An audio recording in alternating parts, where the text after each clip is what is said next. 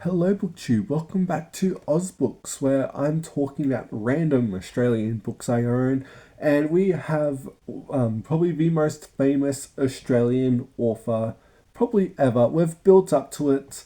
This is AusBook video 27, maybe? Oh, God, I don't even know, to be honest. But we've been building up since the 1700s, since James Cook, because we're talking about the one and the only Henry Lawson. Here is like a two-volume anthology of his complete works. Here he is, right here. Look how young he was. This is a collection from 1885 to the year 1900. So again, a lot.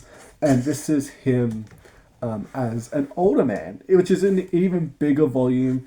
This is from 1901 to 1922, and there he is right there, looking dash and all that with his mustache and all that. But yeah, as you can see, Lawson wrote a lot. Them two together.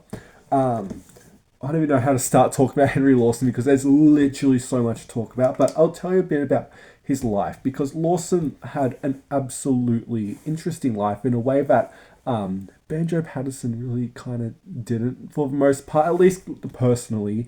I will be bringing up Banjo Patterson a good bit in this video, like I done with my Banjo Patterson video, bringing up Henry Lawson because they are very connected.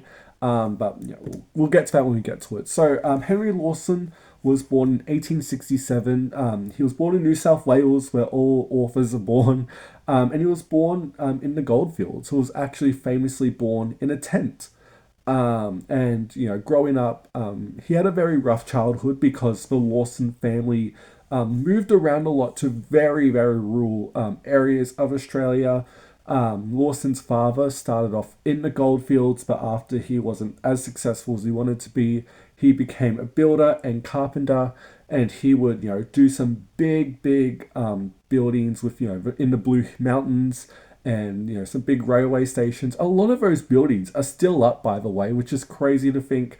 But yeah, his dad worked as in the building industry, and his mum, Louisa Lawson, who is probably if I had to describe her, she is literally like the Mary Wollstonecraft of Australia. Like, she was a big female rights activist. Literally, she deserves her own video, to be honest. But if you want to do a book on Louisa Lawson, just as a side rec, this is by Lorna Olive, I think that's it. This here, Louisa Lawson. There's not much been written about her, but this is from the 70s. But Henry's mum was so influential. Again, women's suffragette movement. Like, she was there. And she was doing this as a single mum. Like, she was doing all of, I can't even tell you. But anyway, we're getting distracted. Because Lawson's family was so influential in Australia. I feel like I had to bring that up.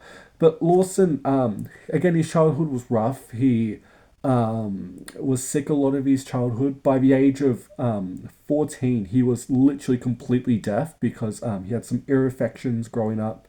And that made him drop out of school at least in a day, and he worked with his dad on construction sites while also doing night school at the same time. But his mum, Louisa, was very much focused on keeping Henry educated, and taught him to read, taught him to write, and very much encouraged Henry to write, and eventually encouraged him to publish, to submit his poems to the Bulletin newspaper. They accepted it, and his career instantly took off. He became literally one of the biggest, most popular writers in Australian history, and he would stay that for literally his entire life. He did live for a while after, again, till the 1920s. He was first published in the mid 1880s, so quite a bit. But he was a very consistent writer. But the one thing that people really talk about when it comes to Henry Lawson is his personal life, because it was a lot, to be honest. He had a really tough personal life when it came to a big collapse of a failed marriage, which affected him a lot. He was a crippling alcoholic his entire life. He was also very abusive when he was drunk. Had severe depression literally his entire life. He attempted suicide in 1902. but he lived and spent multiple stints in mental health facilities and also in jails because he never paid child support. And there's so much stuff. He had financial stress too because he blew all his money pretty much. Some famous affairs too with Mary Gilmore, who it's believed that they were together at a certain point, but Henry's alcoholism and the fact he literally was just a swagman who done what he wanted to got in the way of their friendship or romantic relationship. But Mary done a lot to keep Lawson in print, and also she collected his old hats, which was very nice, and his hair too. Just a lot of sad stuff going on here, to be honest. But despite all of those struggles, he literally wrote his way through them, which is crazy to think about. He did die in 1922 at the age of 55 from a cerebral hemorrhage. That's not how you say it at all. But he was the first he had the first state funeral dedicated to an author, which is pretty cool. And also at the end of it, Banjo Patterson came out and praised Henry Lawson for being a genuine genius who had a deep sense of sympathy for the working class, which you see a lot in his poems. And I will say, before we get to Lawson's short stories and fiction and all that, there has been a lot written about Lawson, particularly one biography I really like. Again, he's kind of hard to write about, really, because I think there's just so much to talk about with Lawson's life. But this one here by Colin Roderick, Henry Lawson, A Life. There he is there with his stash, and there he is at the end of his life.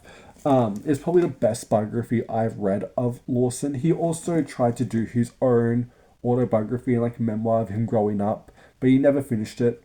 He was again like Patterson, just kind of focused on short stories and verse pretty much. But we have that, and also if you want to be a nerd, you can do his complete letters from, and this is collected from 1890 to 1922.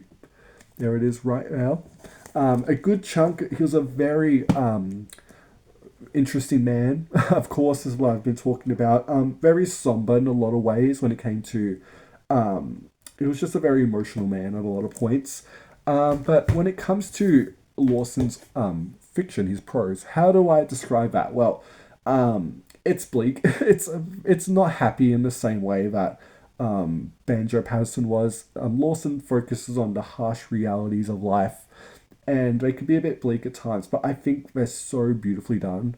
I'm gonna give you probably 4 short stories to do. I've read a lot of Henry Lawson on my channel, but if you're gonna do the one Henry Lawson, poem or verse, whatever, just to get the idea of him, you have to do The Drover's Wife. It's short, and it's about this mum who's staying at home because the dad's gone away droving, and she's got 2 young boys and a dog, and then there's they live in a hut in the bush, and there's a big snake, and the mum has to protect the kids, protect the dog who's trying to kill the snake, but also kill the snake at the same time and keep everyone safe, and all this pressure's weighted on her, and it's just such a beautiful story in the way it's written.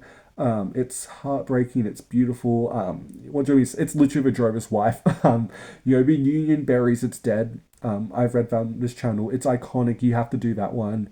You have to do, if you want something a bit different, Faces in the Street, which is more of a social critique poem or verse of Lawson. Again, it's not really set in the bush. It's more a comparison of like bush life to suburban life, which Lawson was very critical of, and it's very interesting. But also you have to do Andy's Gone with the Cattle, which is one of his great droving short stories. And again, just look for my channel. I've done a lot of relouds of Lawson. He's just so fun. You will find Lawson everywhere here. You don't have to do the big 2 epic volumes I have. Penguin actually does a collection of him. They have a black spine of like collected short stories of Henry Lawson. Probably the best, 1 volume you can have of him, to be honest. A great introduction, a great glossary too in the back of like, slang that you may not know. from that time period. And also you can just collect, Angus and Rotten, just any collected works of Lawson. But if you're gonna have the one, just get the Penguin Black. You can find that anywhere. And yeah, that's your Oz book for today. The one and the only Henry Lawson, probably the most important and greatest Australian writer, especially of the 1800s. I would put him above Manning Clark. Not Manning Clark. Oh my God, Marcus Clark. Just very interesting and personal. And again, this man could spin your story like no one else could, and he is essential reading in my opinion. But yeah, you can find him anywhere. Literally, Gutenberg. He's again, we're talking about an author that's been around since the 1800s. You can find him. So yeah, go read some Henry Lawson. Tell me what you think. And yeah, so thank you so much for watching BookTube, and I will see you next time.